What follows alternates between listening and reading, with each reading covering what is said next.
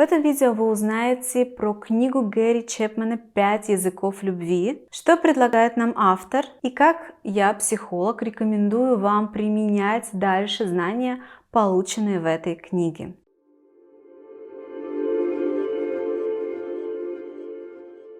Итак, автор Гэри Чепман написал книгу «5 языков любви», в которой он рассказывает о том, что, работая много лет с семейными парами и наблюдая за ними, он выявил, что мы люди как сосуд, который постоянно нуждается в любви, в питании, и в нас входит эта любовь и дает нам питание только определенным способом нам передаваемое. То есть 5 типов восприятия любви. Первое. Слова одобрения, похвала. Некоторые люди чувствуют, что их любят только когда им говорят слова. Ты такой хороший папа, ты самый лучший мужчина в мире. Мне так было с тобой здорово, как классно ты пошутил. У тебя такой красивый костюм сегодня. Все что угодно, но именно словесно, вербально. То есть именно слушая эти слова, человек чувствует, что его любят в этот момент. Второе. Качественное времяпровождение.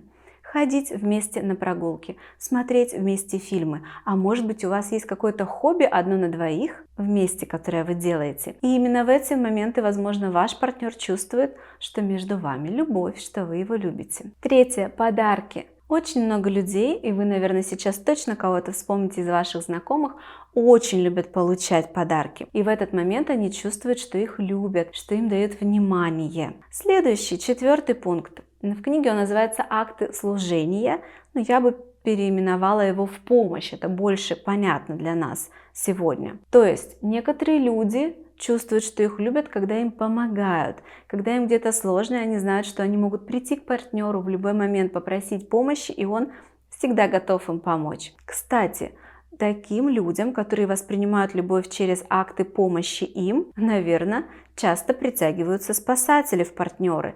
То есть тот, который все время хочет спасти и прибежать. Спасатель — это одна из ролей треугольника Карпмана. Это замечательная такая система в психологии.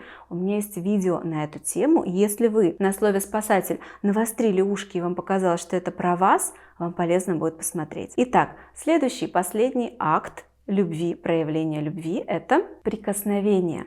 Именно телесный контакт. То есть вы можете проходить и потрогать партнера за плечи, погладить по голове, сделать ему массаж, дотронуться, приобнять, взять за руку. И в эти моменты он, возможно, будет чувствовать, что его сосуд для любви наполняется, что его любят. Автор этой книги заявляет, что у каждого человека обычно развито 2 языка любви, они являются ведущими. И именно так он воспринимает. Я понаблюдала за собой, за своим партнером, за своими клиентами, порасспрашивала кого-то. Действительно, люди по-разному воспринимают любовь. Я верю в то, что написано в этой книге.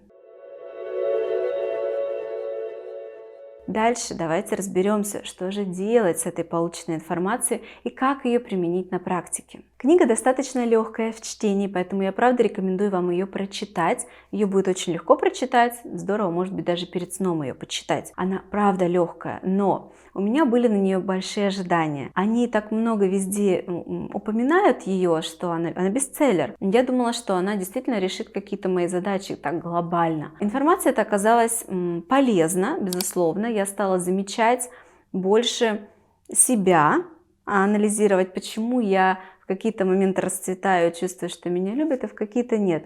Ну и с партнером мне стало более понятно, почему на какие-то мои жесты он не реагирует. Но вот первый момент – понимание. То есть после книги приходит понимание, вы в каких-то ситуациях начинаете видеть взаимосвязь эту. Почему вы что-то делаете, а ответной реакции нет, допустим. Человек оказался с другим языком любви, он не понял вас. Но как же улучшить это? Как это использовать во благо? Для того, чтобы отношения могли стать еще лучше, чем они у вас есть сегодня. Многие рекомендуют использовать знания из этой книги следующим образом. Изучите вашего партнера, определите 2 его ведущих языка любви, ну либо один какой-то, может быть у него только один. И используйте это таким образом. Если он любит прикосновения, то специально помните и касайтесь его, чтобы ему было приятно. Если он любит подарки, обязательно дарите ему подарки как можно чаще. То есть делайте то, что он любит. Но это манипуляция. И это не очень-то верно психологически. Мы, когда в отношения притягиваемся с партнером, ну правда, не для того, чтобы ломать себя и делать то, что нам не свойственно. Согласитесь. Менять других людей нельзя. подстраиваться под них. Иногда можно и нужно, жизнь, мы все живые, мы не идеальные. Но жить 24 часа в сутки с партнером в одной квартире или доме для того, чтобы подстраиваться под него и искусственно мотивировать себя этой книгой информации для того, чтобы делать что-то, что вам не свойственно с ним часто, дабы он почувствовал себя с вами любимым, это антипсихологично. Правда. Я предлагаю вам другой вариант. Я предлагаю воздействовать не на него, что является прямой манипуляцией. Манипуляции тоже бывают разные. Такую манипуляцию не нужно. А на себя. Воздействуйте, меняйте себя относительно полученной информации из книги. Как? Спросите вы. Изучите лучше себя хорошенько, не его. Раз он к вам пришел такой, он уже вас любит. Такую, какая вы есть. Себя изучите и выделите свои ведущие языки любви. 1 или 2, сколько их у вас. И стимулируйте партнера, подсказывайте ему, как ему показать вам любовь. Если вы любите очень сильно подарки, то поговорите с ним и скажите прямо: любимый, мне так нравится, когда ты мне даришь подарки. Промотивируйте его дарить вам подарки. Если вам важны прикосновения, то прям попросите его: пожалуйста, ну если ты мне будешь делать массажик перед сном, буквально там 3 минутки, тебе это не сложно, а мне будет очень приятно. Понимаете, в чем разница? Когда вы, подстраиваясь под партнера, манипулируете им и даете ему те плюшечки, которые знаете, что он хочет получить подсознательно, а вам вроде как не сложно, но это не совсем честно. А когда вы просите партнера дать вам что-то, что для вас важно, вот это и есть хорошие гармоничные отношения. Заявить партнеру о своей потребности, рассказать о ней. Это путь к счастью, к счастливой семье. Это честно. Это активность с вашей стороны, которая максимально психологически верна. Лучше делать так. Итого, пройдемся прямо по языкам любви. Время вместе проводить любите? Ну, попросите его об этом. Пойдем вместе погуляем, давай вместе фильм посмотрим. Почему? Любимый, ну я так хочу, именно так с тобой проводить время. Именно в этот момент я чувствую, что ты меня любишь. Я книжку прочитала, можно прямо рассказать. Может быть, ему тоже станет интересно. Время вместе проводить, подарки обсудили, телесные прикосновения обсудили, слова похвалы. Каждый раз, когда хвалит, прям еще больше пищите от восторга, показывайте ему, черт побери, что вам это нравится, что вам это нужно. Пусть у вас глаза горят от азарта. А потом еще говорите, когда сделали что-то, что чувствуете, сейчас можно вас похвалить, вы подойдите и скажите: ну похвали меня, ну похвали, тебе не сложно, скажи ты это слово, а мне будет приятно.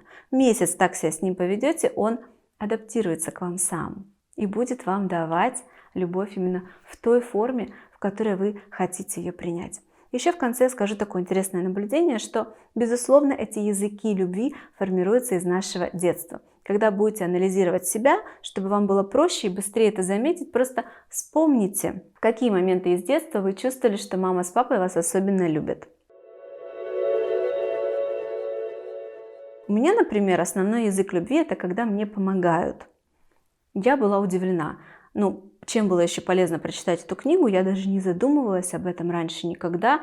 И когда я увидела просто вот 1, 2, 3 по пунктам, мне изначально показалось, что будет что-то другое. И когда я начала анализировать все и осознала, что, оказывается, я люблю, когда мне помогают, я была в шоке, я не замечала этого. Потом я начала вспоминать свое детство и поняла, что с мамой и с папой более тесные, близкие близость была, более тесные отношения. Именно когда мне нужна была помощь, я о ней просила. Они у меня были очень отзывчивы на помочь, они мне помогали много, и в эти моменты я чувствовала, что я им нужна, что я любимая дочь. Так, видимо, и сформировался мой язык любви. Итого, поанализируйте, поделитесь в комментариях тот язык любви, который вы найдете у себя, как он сформировался относительно вашего детства. Можете ли вы вспомнить что-то из вашего детства, что повлияло на формирование у вас такого языка любви? Если вам понравилось это видео, обязательно ставьте лайк. Другие люди тоже должны узнать про это видео. Ваши лайки помогают видео быть видимым для большого количества людей. Подписывайтесь на канал, приходите ко мне в гости. Видео здесь выходят регулярно, все они на тему отношений. И пишите, конечно же, комментарии с вашими наблюдениями. До встречи. Пока.